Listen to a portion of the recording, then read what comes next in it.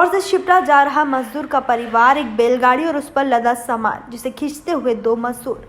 यह दृश्य देखकर हर किसी को विचलित होना लाजमी है। दो बच्चे बीमारी की चपेट में आने से इनके इलाज के लिए अपने दोनों बैल बेच दिए। अब उन बच्चों के अस्थि कलश लेकर शिप्रा नदी में विसर्जित करने जा रहा यह परिवार। बुधवार को सावर शिप्रा मार्ग पर हथुनिया के समीप एक बैलगाड़ी लेकर मजदूर अपने परिवार सहित जा रहा था। बैलगाड़ी में आगे बैल नहीं थे, बल्कि बैलों की जगह मजदूर अपना कंधा लगाकर बैलगाड़ी चला रहे थे। इस प्रतिनिधि ने इस परिवार से बात की तो बड़े लड़के सुनील ने बताया कि वो उज्जैन के पास निनोरा गांव से आ रहे हैं और अब शिप्रा जा रहा है। 18,000 में बेचे दोनों बैल। सुनील ने बताया कि उसके दो भाई बहन की किडनी खराब हो गई थी। उसके बाद उसने उनका बहुत इलाज करवाया, लेकिन वह बच नहीं सके। उसके बाद उसने अपने दोनों बैलों को 18,000 में बेच दिया और भाई बहन का अंतिम संस्कार किया और अपने भाई बहन की अस्थियां विसर्जित करने के लिए शिप्रा नदी पर जा रहे हैं और फिर वहीं रुकेंगे।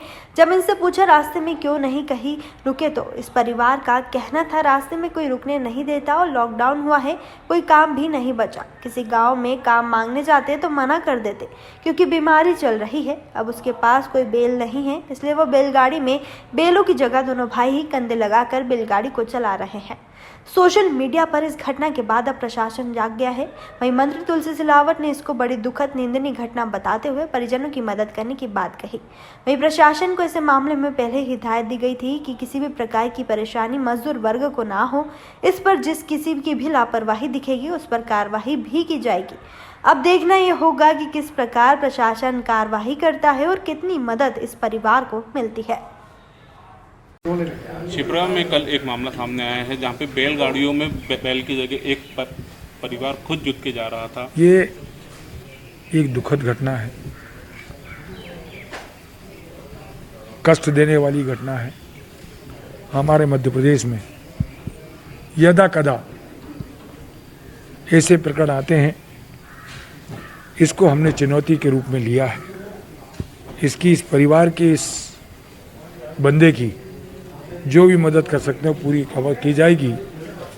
ऐसा पुनरावृत्ति मध्य प्रदेश में ना हो, ये सरकार की कोशिश है, क्योंकि ये सरकार किसानों की है, गरीबों की है, मजदूरों की है, दलित की है, आदिवासी की है।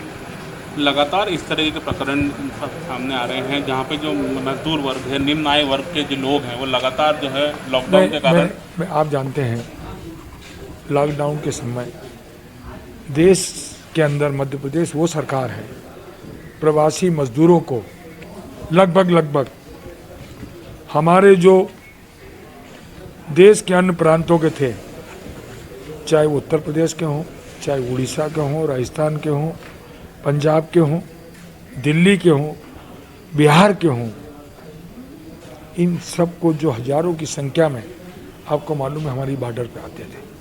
सैकड़ों बसों के माध्यम से, रेल के माध्यम से उनकी भोजन की व्यवस्था, उनको भेजने की व्यवस्था, उनके स्वास्थ्य की व्यवस्था, पानी की व्यवस्था, लगभग 6 लाख प्रवासी मजदूरों को हमने उनके प्रांतों में हमने भेजा है।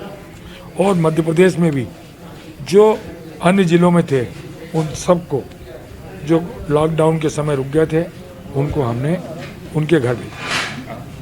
क्या लगता है इस तरीके के जब दृश्य सामने आते हैं तो कहीं चिन्ह खड़ा होता है अब देखो एक बात, सरकार सजग है, जागरूक है। मैंने कहा ना, ये सरकार किसानों की है, दलितों की है, आदिवासी और मजदूरों की है।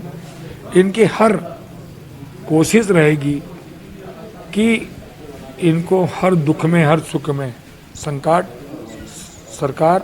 इनके संकट में खड़ी थी, खड़ी है, खड़ी रहेगी। जो वीडियो वायरल हुआ उसमें पीछे खड़ी हुई दिखाई दे रही है, पुलिसकर्मी भी दिखाई दे रही है। अब आपने मेरे संज्ञान में लाया, इस पर उचित कार्रवाई की जाएगी। पुलिसकर्मियों पे भी कार्रवाई की जाएगी जो वहाँ पर जो इसमें दोषी होगा उस पर कार्रवाई करेगी। काफी तरह मौसम ने रूप बदला है, अब कहीं केसेस ऐसे आएंगे सर्दी खांसी फीवर वाले, तो सरकार अब एक बात सुनो, ये प्राकृतिक है, भविष्यवाणी मैं नहीं कर सकता, पर सरकार सजग है, चिंता करती है।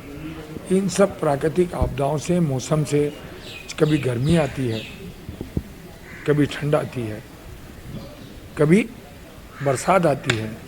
ये प्रकृति का नियम है और इस प्रकृति के नियम को कोई भी छेड़छाड़ नहीं कर सकता, पर कोशिश तो कर सकते हैं हम प्रत्येक व्यक्ति की स्वास्थ्य की। गेहूँ खरीदी मीट्रिक टन हुई थी, अभी वर्तमान में 1,40,00,000 मीट्रिक टन गेहूँ सरकार खरीद चुकी है और उसके बाद भी जो शेष बचा कुछ उसको भी खरीदने की कोशिश सरकार करेगी, क्योंकि ये सरकार किसानों की है। खुले में जो गेहूं पड़ा हुआ है उसे लेकर नहीं, खुरों में चिंता है, क्योंकि आप और हम एक तरफ हम बोलते हैं किसानों की सरकार है, तो उनका गेहूं खरीदने की जवाबदारी, उत्तरदायित्व, ये जवाबदारी जिम्मेदारी हमारी है।